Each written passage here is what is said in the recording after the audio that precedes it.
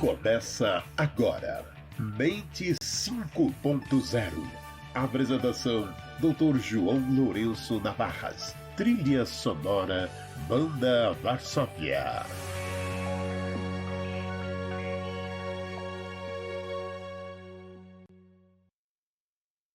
Olá, muito bom dia.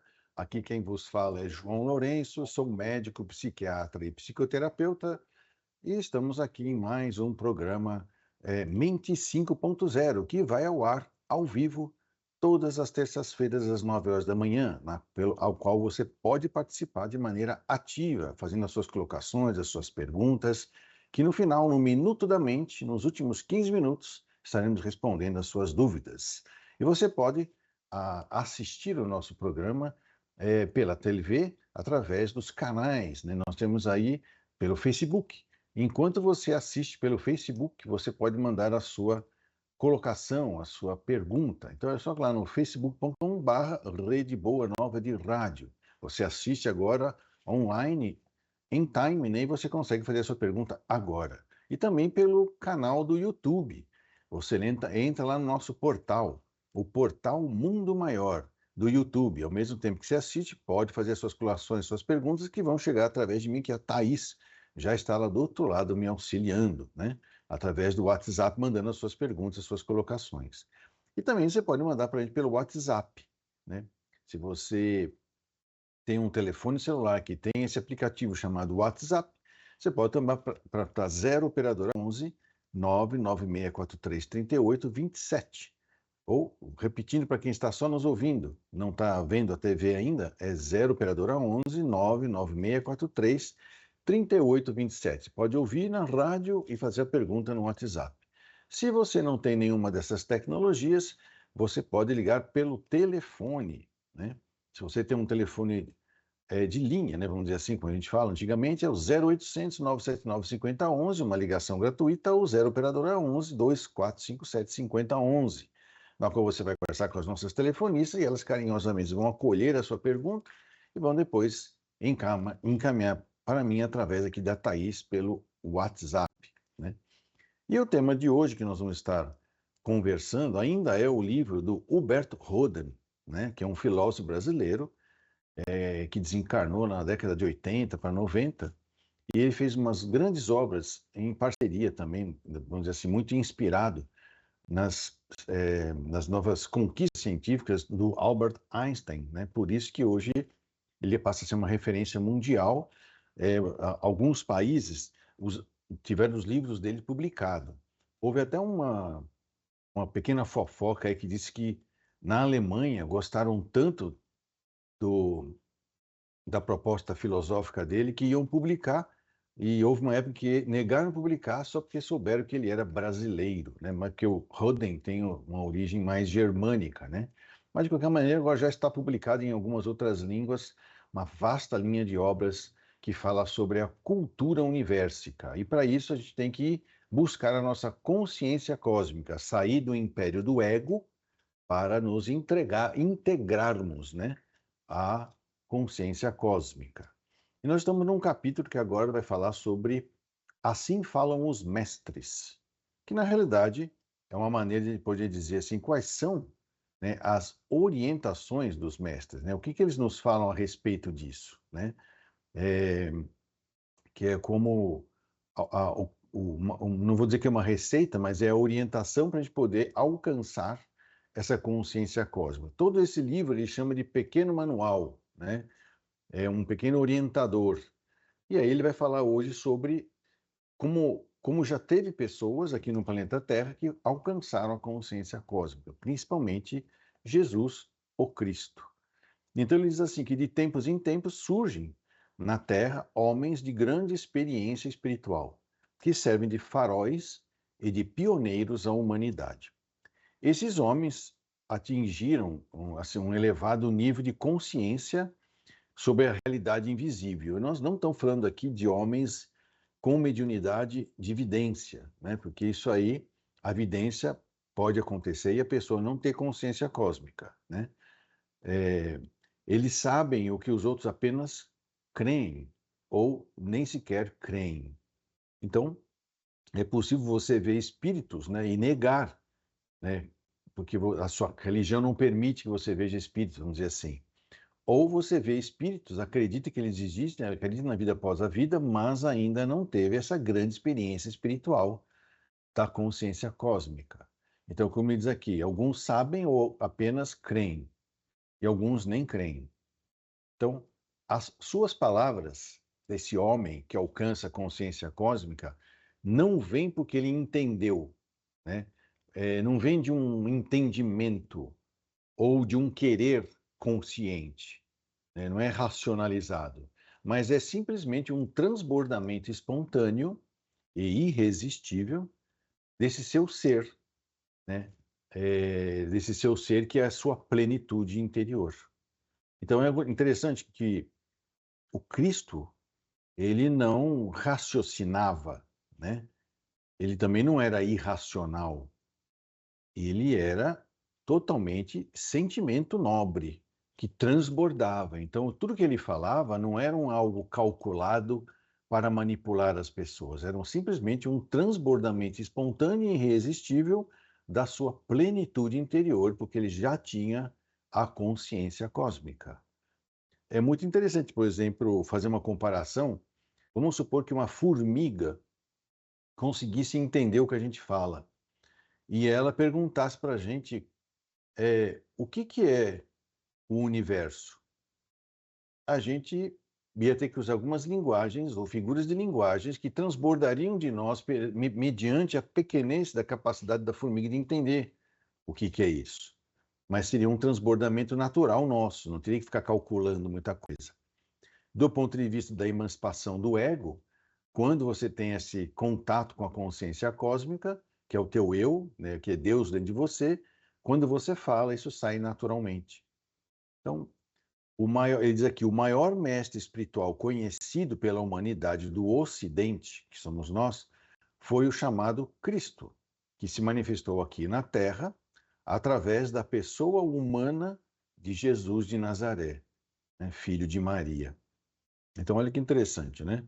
Então, por isso que eu falo para as pessoas, quando você se refere a Jesus, você pergunta qual Jesus? Porque naquela época existia muitas pessoas com o nome de Jesus, Yeshua, né? Tinha muita gente com esse nome. Ah, Jesus o Cristo, aquele cara que alcançou a consciência cósmica em plena vida física, né? Ele veio até aqui e fez a sua cristicidade diante de nós e serviu como e serve, né? Serviu e serve como exemplo, como caminho, verdade e vida para todos nós.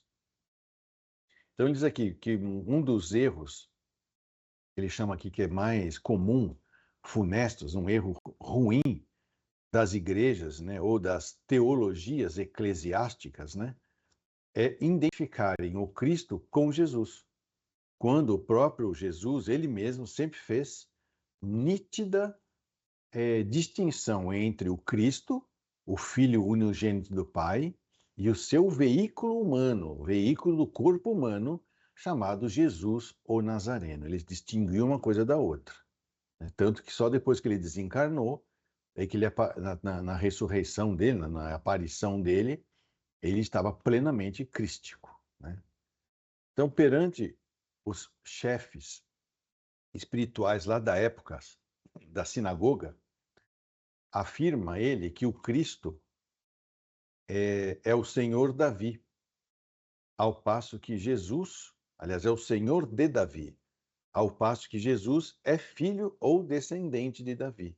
Então é interessante, né, que Davi estava abaixo do Cristo, mas Jesus estava abaixo de Davi, porque Jesus, enquanto homem, era um descendente de Davi, mas o Cristo estava acima de Davi. Por isso que ele fala, perante os chefes espirituais, ele afirmava que o Cristo é Senhor de Davi, ao passo que Jesus é filho ou um descendente de Davi, mostrando claro que Jesus é uma pessoa encarnada e Cristo é uma condição da consciência cósmica de Jesus, o Cristo, né? Ele afirma que o Cristo cósmico, né, já existia antes de Abraão, né, que é considerado o início de toda a história aí do judaísmo. quando o Cristo telúrico, né, aquele que estava manifestando aqui na Terra, estava manifestando aqui em Jesus na Terra, né, apareceu na Terra há uns 2000 anos. Então é interessante ele falar bem claro isso, né, porque tem o Cristo se manifestando através de Jesus, só foi acontecer aqui na Terra há uns 2000 anos atrás, né? Mas o Cristo cósmico já existia até antes do planeta Terra, certo? Até na última ceia, ele diz aqui, pede ele a Deus, né? Jesus pede a Deus que o glorifique com aquela glória que ele tinha antes que o mundo existisse. Isso é interessante, né? Que é o tal do despertar espiritual rumo à consciência cósmica, né? Ou seja, provavelmente ele está pedindo a Deus que o processo de cristicidade dele seja alcançado, né? Pelo que ele estava fazendo, né? Que é o sacrifício do ego, né? Que não tem nada a ver com ser crucificado, tá? Aquilo é uma ação dos homens contra uma pessoa que eles achavam que era um comum, mas ele estava fazendo um exercício de transformação do ego em eu maior, né? Por isso que ele pediu na última ceia que Deus glorificasse ele com a glória que ele tinha antes que o mundo existisse, né? Então, o Cristo cósmico é, segundo o autor do quarto evangelho, o Logos, ou seja, o Verbo, né? Hoje a gente até fala aí da logoterapia, né? Que no princípio estava com Deus e pelo qual foram feitas todas as coisas. Então, é claro que quando você entra nessa consciência cósmica, a sua sensação de integração cósmica com o próprio Deus é total, é plena, de maneira que você transborda tudo aquilo naturalmente. Não tem nada a ver com rituais, né? Não tem nada a ver com dogmas, não tem nada a ver com nada, nem com nenhuma religião, né? Então, segundo Paulo de Tarso, ele complementa aqui, é o Cristo cósmico o primogênito de todas as criaturas, tanto do mundo invisível como do invisível. É anterior aos homens e aos anjos, porque por ele e para ele foram feitas todas as coisas. Sim, né? Esse estado de espírito, chamado o Cristo, antecede a tudo. O fato de ele ter se manifestado aqui na Terra, que ele chama de Cristo telúrico, né? Telúrico é terra, né? É só uma maneira dele poder se manifestar na própria criação, né? Esse Cristo diz de si mesmo, né, que depois de partir visivelmente deste mundo, estará conosco todos os dias até a consumação dos séculos. Sim, diz ainda, onde 2 ou 3 estiverem reunidos em meu nome, estou eu no meio deles, mostrando que a essência dele é espiritual e divina, né? Quando nós estamos olhando para Jesus, o Cristo, nós podemos pegar exemplos dele para aplicar no nosso processo de cristicidade. Por isso que é chamado o mestre. E é assim que está dizendo, várias coisas que o mestre falava, era dando para a gente o transbordamento da sensação que ele tinha de ter a consciência cósmica. Por isso que algumas vezes fica meio incompreensível, se não for desse ponto de vista, escutar o que Jesus falava. Até no meio espírita, quando colocamos a palavra reencarnação, muitas parábolas do Cristo passam a ter um sentido diferente, maior do que aquela interpretação imediatista de que a gente é criado com o corpo e quando morre só tem 3 destinos, no céu, inferno ou purgatório, né? Que foram invenções, como ele falou, da teologia eclesiástica, porque não existe dualismo, né? Jesus trouxe o monismo. Não existe eu e Deus. Eu sou Deus. Nós vamos aumentando essa nossa consciência através da cristicidade. E Jesus, o Cristo, foi o que mais alcançou essa consciência cósmica. Mas, na época, como havia uma necessidade política e administrativa de controlar esse processo de cristicidade nas pessoas que as libertavam do subjugo dos déspotas, né? Porque os déspotas querem controlar você pelo medo, né, de perder a vida, seja sendo morto, preso ou ficar sem comida, que é o que nós vemos hoje através do mundo, o mesmo processo até hoje. como a consciência cósmica nos liberta desses medos, dessas culpas, dessas raivas, dessas necessidades de controle, os poderosos ficam sem poder sobre você. Então, o que eles criaram? Acaba com essa ideia de monismo, vão fazer o dualismo, né? Ou seja, você não pode chegar a Deus se não for através de um sacerdote, através de um padre, de um pastor, o que não é verdade, né? Você pode fazer esse processo por você mesmo, apenas pegue como exemplo Jesus ou Cristo. Você não precisa de intermediário nenhum, tá? Isso chama-se monismo. Você já está com Deus dentro de você, só tem que fazer ele aparecer, tirando o seu ego da frente, que é o que este livro promete nos ensinar, né? Rumo à consciência cósmica. O próprio Jesus Cristo afirmava repetidas vezes que tudo é possível e nada é impossível ao homem que estiver ligado em alta fidelidade, que é o que chamava de fé, ao Espírito do Cristo, né? E que tal homem jamais morreria, ou jamais morrerá realmente, mesmo que esteja materialmente morto, mas viverá espiritualmente para todo o sempre. Porque esse despertar espiritual não depende da existência do corpo. É como eu comento para as pessoas, né? Felicidade é um estado de espírito. Não confunda com alegria, que é um estado de corpo ou de mente, né, emocional, quando o seu ego está satisfeito. Aqui, quando você tem o despertar da consciência e vai rumo à consciência cósmica, você está indo na direção da felicidade, mesmo que você não tenha mais corpo físico, mesmo que você não tenha mais nenhuma necessidade psicológica atávica, né, próxima dos animais, ou não tenha nenhuma das suas necessidades físicas, porque também você não tem mais corpo atendida.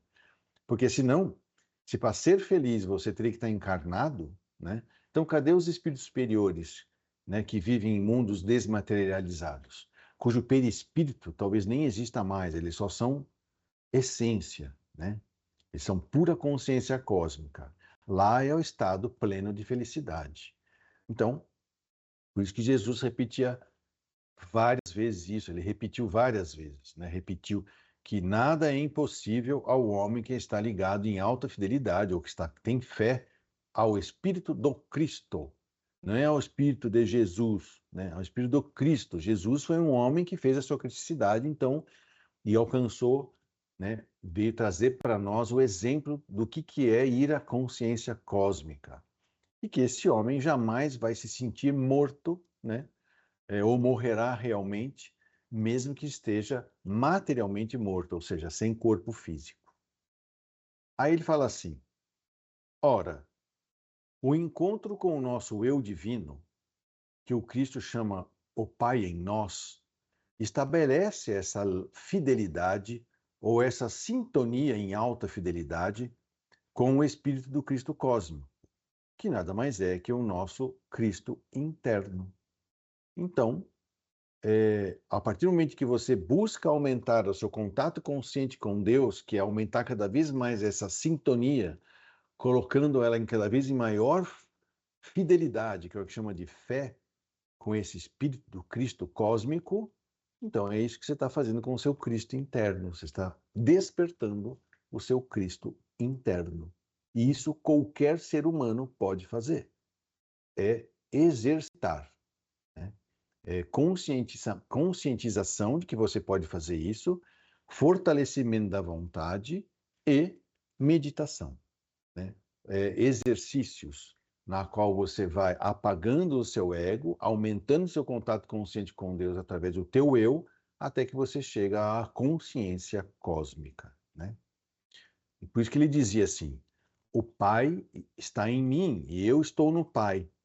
O Pai também está em vós, e vós estáis no Pai, mas o Pai é maior que nós, que é o que o Huberto Roden usa como alegoria a, a onda do mar conversando com a gente, dizendo assim, ó, eu sou o mar está em mim, mas o mar é maior do que eu. Ou seja, o Pai, que nós chamamos de Deus, está em tudo e em todos. E eu manifesto Deus através de mim. Então eu também sou o Deus, mas o Deus é maior do que eu. Esse é o, essa é a sensação que provavelmente teremos quando nós estivermos aí com a nossa consciência cósmica desperta, né? Essa sensação de pertencimento ao todo, né? De participação ativa no todo. E aí, quando você tem essa sensação, quando você vai falar com as pessoas, você já não está mais raciocinando com o ego, né? Você está transbordando o teu eu maior, o teu eu cósmico, a tua consciência cósmica, e então saem discursos crísticos, como Jesus teve conosco, quando ele teve o despertar dele, né? Aí ele faz até uma comparação aqui que eu acho interessante por meio espírita, né? Porque o símbolo do espiritismo é um ramo de parreira. Não sei se já viram, se você for nas obras espíritas, assim no prefácio, principalmente acho que do Livro dos Espíritos, tem um ramo de parreira, dizendo que o corpo físico, né, é o ramo, né? O espírito é a seiva e o bago de uva é o espírito encarnado, que é a alma. Então, nós produzimos, crescemos espiritualmente quando nossa essência, né, está manifestada na carne, né? Como fala na Igreja Católica, fala sobre a Santíssima Trindade, né? Que é o Pai, o Filho e o Espírito Santo, né? Que é o número 3 simboliza a perfeição, né? Quando na realidade a gente sabe que ninguém é perfeito. Mas a Igreja Católica dizia que você poderia alcançar a perfeição através de uma outra pessoa perfeita, e que é totalmente o padre, o pastor, ou sei lá quem. E aí vendia, né? Ou vende para você essas crenças que mantêm você no cabresto do ego. Ainda é ego, né? Religião é para ego, né? Consciência cósmica é para o eu maior. Quando na realidade, para mim ser perfeito, eu não posso ter nenhum defeito. E como é que eu posso admitir que encarnado e tendo ego como regra da minha vida, eu sou perfeito? Então alguém fica com os meus defeitos.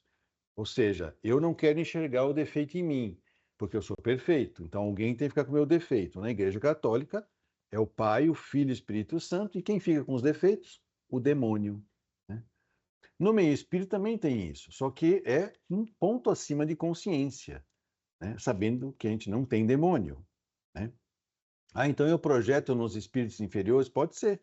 Isso pode ser um resíduo de crenças católicas ou protestantes, sei lá. Mas não existem demônios, né? Então, no meio espírita, ele fala que é Deus, espírito e matéria. Mas como que o espírito evolui? Tendo a experiência na matéria, que é a encarnação. E aí, durante a encarnação, eu vou treinar, lidar com o ego, com os instintos, com as emoções, e depurando aos poucos isso, até que eu consiga, depois, conscientizado de que existe a possibilidade da minha consciência cósmica, vou fazendo exercícios de anulação do ego para que dê passagem ao grande eu, ou à minha consciência cósmica, né? Então, na parábola da videira, nós estamos falando do ramo, né? Na parábola da videira e seus ramos, né? O Jesus faz ver que a mesma vida única que circula no tronco, né, da videira, que é o Cristo, circula também nos ramos, que são os homens, né? Ou seja, também temos Deus dentro de nós e o nosso processo de cristicidade. E Jesus conclui, abre aspas, permanecei em mim e eu permanecerei em vós. Quem fica em mim e no qual eu fico, produz muito fruto. Sim, né? Que é a uva, né? O bago de uva. Ou seja, você pode se distanciar? Pode, né? Aí você vai estar alimentando o seu ego, então você vai ficando distante do Cristo. E se ficar distante do Cristo, longe da seiva, do tronco, você não vai produzir uva nenhuma. E uva representa aí a consciência cósmica. Mas não é errado, tá? Estar passando por momentos atávicos do princípio inteligente. Tenta fazer isso você. Não olhe mais para as pessoas. Não enxergue mais pessoas. Enxerga, né? Tente ver princípios inteligentes se manifestando através de corpos físicos, que nós chamamos de pessoas. Aí você vai entender por que eu falo não tome partido, né? Por quê? Em qualquer tipo de ideologia humana, se você fala isto é bom, você está eliminando as pessoas, os outros. Não existe nós e os outros. Todos estamos banhados, imersos nessa energia cósmica que é Deus.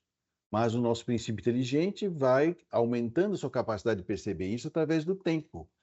Por isso que eu digo que hoje em dia, a melhor coisa que você pode fazer num mundo que está em transição é compreender que todos somos princípios inteligentes em evolução e respeite o estado evolutivo de quem está se dirigindo a você. Não tome partido, né? Então, permaneça com o Cristo, né? Como ramo do tronco dessa experiência cósmica do Cristo, que aí você vai ter um fruto. É como falar o símbolo do ramo de parreira, né? Então, olha que interessante. Se o símbolo do Espiritismo é um ramo de parreira, né? Esse ramo de parreira está preso aonde? No tronco do Cristo, né? Como ele falou aqui, né? Permanecer em mim e eu permanecerei em vós, né? A mesma vida única que nasce em mim do Cristo, que circula no tronco, que é o Cristo, vai circular também nos ramos, que são os homens. Então, o símbolo do Espiritismo é um ramo de parreira que está preso no tronco do Cristo, né? E aí tem uma coisa interessante, essa vivência interessante. O encontro e a vivência no eu divino, quer dizer, o Pai em nós, o Cristo no homem, são, portanto, uma misteriosa simbiose, uma experiência consciente da verdade profunda sobre a natureza humana. Interessante, né? Não basta ouvir, ler, pensar e nem crer nessa presença do Pai em nós. É necessário que o homem viva e sinta intimamente, em plena consciência, a sua presença real, que é o exercício que o Huberto Holden nos sugere fazer, que é a meditação profunda rumo à consciência cósmica. Então, quando ele fala assim, a presença do Pai em nós, né, é o reino de Deus no homem.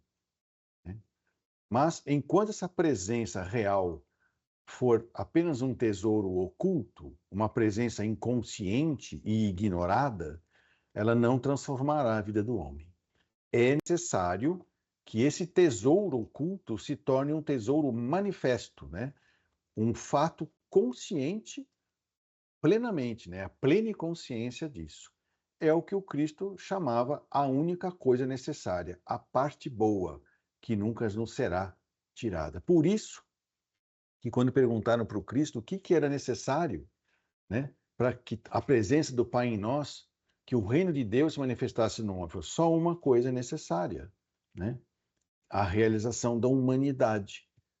Ou seja, que vocês tenham esse despertar da consciência cósmica. Tornem-se seres humanos.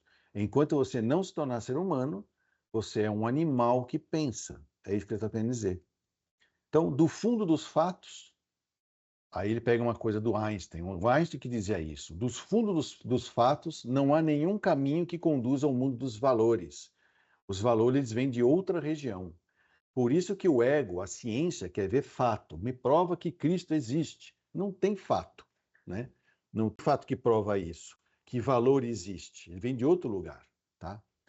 Do fato da onipresença de Deus, não há nenhum caminho que conduza à consciência desse fato. Então não é porque eu estudei teologia, que agora eu sei que Cristo existe, Deus existe, que eu estou consciente desse fato. Essa consciência representa um valor, uma qualidade, que não pode ser derivada da quantidade do fato. Portanto, o nosso ego, ele é escravizado pelos fatos, enquanto o nosso eu, ou seja, nos liberta pelos valores. Então, dentro do fato objetivo da presença de Deus, existem todas as misérias humanas, né? Pecados e doenças, mas dentro da consciência subjetiva dessa presença divina que desperta em mim, não pode existir nenhum pecado e nenhuma doença. É, pois, ele diz assim, de suprema importância criarmos em nós essa consciência da presença de Deus, ou seja, do Pai em nós, do nosso Cristo interno. Então, o escopo, né, a razão da meditação e da contemplação é unicamente criar no homem essa consciência nítida. O Pai está em mim e eu estou no Pai. De mim mesmo, pelo meu ego humano, nada posso fazer. Quem faz as obras é o Pai em mim, é o meu eu divino. Não são o ego e as suas facticidades, é o eu e a realidade do Cristo interno, né? Uma vez que você criou em profunda solidão, né, só com você, essa consciência do eu divino, serão todos os setores do ego humano permeados pouco a pouco pelo fermento do reino de Deus no homem, até ficar tudo levedado. Então aí você vai fazer o que Cristo fez, né, que é a sua cristicidade maior. Vamos para o nosso Minuto da Mente, porque já chegaram algumas perguntas aqui para nós. Vamos lá.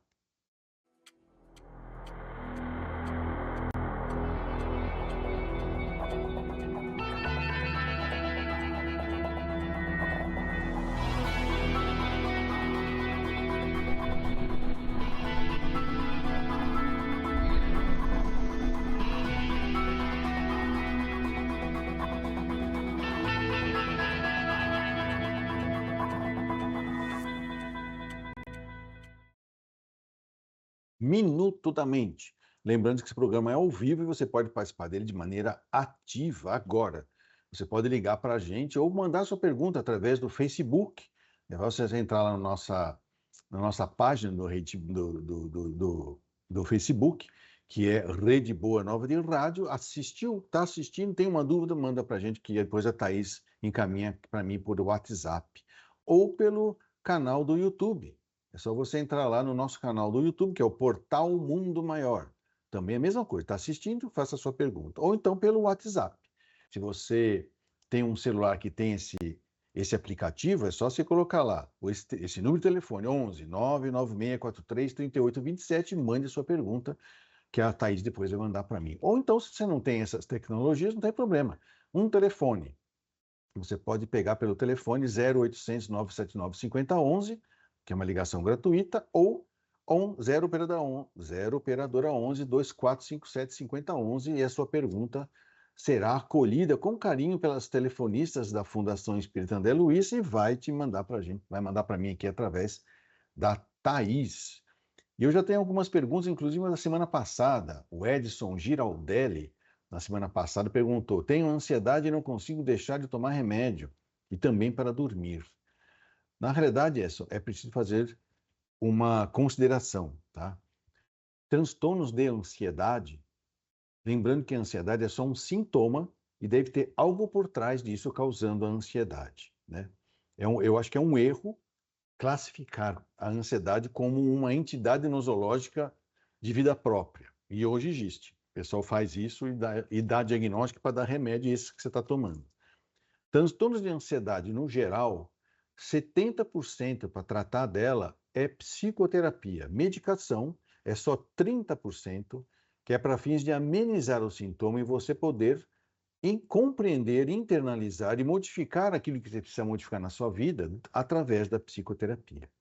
Existem técnicas, inclusive, que usam métodos hipnoidais que ajudam você a ter um alívio muito rápido da ansiedade e depois você faz um aprofundamento para saber de onde que ela nasce. Porque são conteúdos emocionais que às vezes estão guardados na nossa alma por longos anos, né? Fica aí a dica para o Edson e para todo mundo que sofre de algum tipo de grau de ansiedade, não fique sozinho. Peça ajuda para um psicólogo. E se essa ansiedade é muito intensa, que atrapalha a sua vida, o psiquiatra vai aliviar com alguma medicação, mas não é o remédio que vai resolver a sua vida, mas vai ajudar a resolver, ok?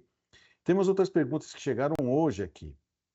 Aqui, olha, uma pergunta da Ana Vilas Boas, da cidade de Paulínia, em São Paulo, né? No interior de São Paulo.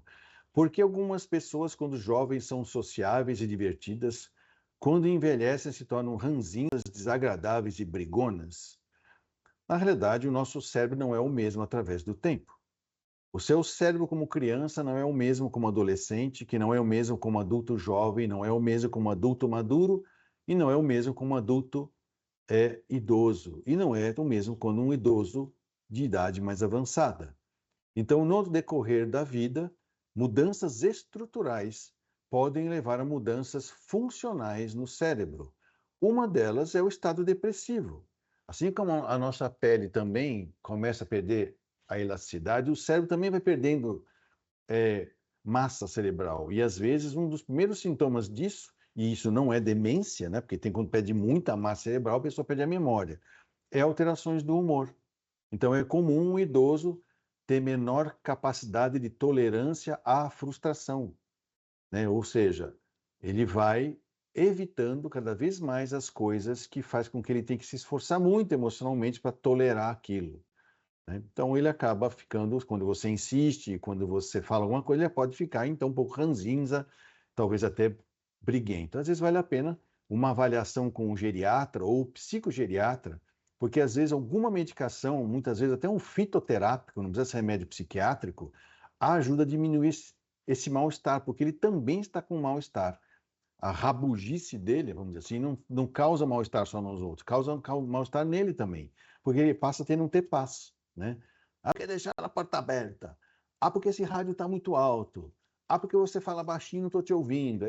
E é dificuldades, né? Então, às vezes, ajuda ele a diminuir a sua reatividade pelas dificuldades, aí ele fica passa menos mal com isso. Então, sugiro, se você conhece alguém que é assim, que ele vá fazer uma avaliação e possa estar se tratando, se cuidando, não precisa se conformar com isso. Outra pergunta aqui de Flávio Januário, de Ribeirão Preto, outra cidade aqui do interior de São Paulo. Minha filha esteve aí fazendo um estágio de neurologia no Hospital das Clínicas aí da Universidade de Medicina, da Faculdade de Medicina da Universidade de São Paulo, aí na unidade Ribeirão Preto, né? Olá, doutor, bom dia. Gostaria que você falasse um pouco sobre a insônia infantil. Meu filho tem 6 anos e tem muita insônia. Já fiz vários tratamentos, mas sem muitos bons resultados. É comum nessa idade ter tanta insônia? É algum transtorno? Sim, se você está. Não é comum, crianças normalmente dormem bastante, né? E talvez o que se chama de insônia, talvez seja dificuldade de dormir de noite. Então, existe sim a possibilidade de você poder levar ele a uma pedopsiquiatra, né? Para poder avaliar o que acontece no sono dessa criança.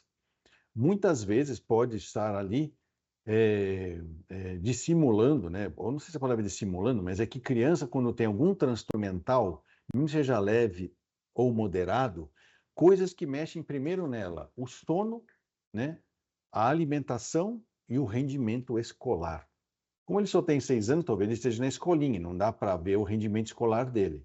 Mas, por exemplo, depressão em criança é diferente de depressão em adulto, né? Uma criança inquieta, que às vezes não tem TDAH, talvez tenha só uma depressão, é que ela se manifesta de maneira diferente, a ansiedade, a angústia da depressão na criança. Então, acho que tem que avaliar com mais cuidado, né? E talvez aí até tentar, a princípio, usar algumas medicações, ou algum médico que trabalha com homeopatia ou que trabalha com fitoterápicos, como a antroposofia, e tem muitos pediatras que trabalham com isso. E, em última instância, é claro, verificar se essa criança, e a gente pode saber isso olhando um pouco seus ancestrais, tem descendentes e ascendentes que têm problemas depressivos, ansiosos, pode ser que essa seja a causa. E também existe uma possibilidade espiritual nisso, tá? Muitas vezes a criança encarna e ela tem em torno dela amizades do plano espiritual que ainda ficam rondando e muitas vezes acabam, a criança ainda não sabe muito bem o que é o material e não é, ela está encarnando ainda, até os 7 anos ela está encarnando, está aprendendo a viver aqui na carne. Muitas vezes esses amiguinhos invisíveis são o que perturbam o sono, ou a paciência, ou o comportamento da criança. Então aí, se você tiver tá na sociedade de Ribeirão Preto, que eu sei que com certeza tem casas espíritas idôneas aí, poderá também fazer uma assistência espiritual, mesmo que você não seja espírita, porque a casa espírita não é proselitista, a porta é aberta, né? Entra quem quer e sai também assim que você quiser. Fica aí a sugestão para o Flávio e para todo mundo aí, né? Que tem um filho com essas condições, né? Tem aqui uma pergunta da Maria do Carmo Fischer. Doutor João, como reconhecer uma pessoa com TDAH tem a ver com ansiedade? Gratidão. Então, é que essa é a arte da psiquiatria. Infelizmente, hoje, a psiquiatria está totalmente rendida, amarrada e amordaçada pelas indústrias farmacêuticas. Então, hoje, o que se ensina para os nossos jovens não é psiquiatria, né? Isso aí é simplesmente aplicação de testes e prescrição de remédios por algoritmos. É triste falar isso e é uma crítica que eu faço avisando os colegas, não embarquem nessa. É muito fácil fazer isso. Não precisa nem ser psiquiatra. Uma IA faz o que os psiquiatras fazem hoje, tá? Uma inteligência artificial, né? Então, para você ter certeza que uma pessoa tem um diagnóstico, pode ser que demore algum tempo. Tem que acompanhar.